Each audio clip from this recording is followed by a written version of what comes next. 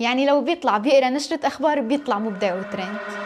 مو جديد على الفنان تيم حسن بكل شخصية عم يقدمها إنه يكون خاتمها ذكاء فني وإبداع تمثيل، وإنه على طول بيسرق الأضواء بالشخصيات اللي بيجسد تفاصيلها وبيقدمها بطريقة ممتعة وكأنه لابس شخصية لبس. بس الجديد بشخصية مولانا إنه تيم عم يمثل بقلب التمثيل، يعني تيم عم يعمل حركة ذكية وصعبة بنفس الوقت، عم يقدم شخصية زابر الزلمة الهربان من الظلم والفقر، وعم يمثل على أهالي ضيعة العادلية إنه هو مولانا سليم العادل. ومو بس هيك، زابر أو مولانا مبدع بتقليد الشخصيات، يعني ضمن التمثيل بيمثل شخصية ياسر العظمة. بكسبني ولا تعاديني. أو بيقلد أسلوب المخلوع بشار الأسد.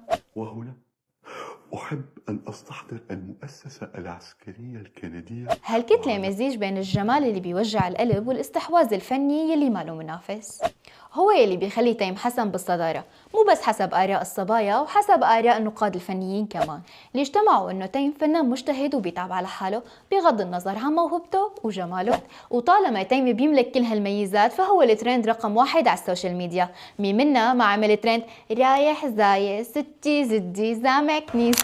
وصلت؟ يعني جملة واحدة منه بس، ولكن بتصير ستوري خلال 5 دقايق عن نص الكوكب. والأحلى إنه تيم مو بس بيصنع الترند، هو أكتر حدا بيتفاعل معه وبيشارك الترندات وبيضحك مع الجمهور.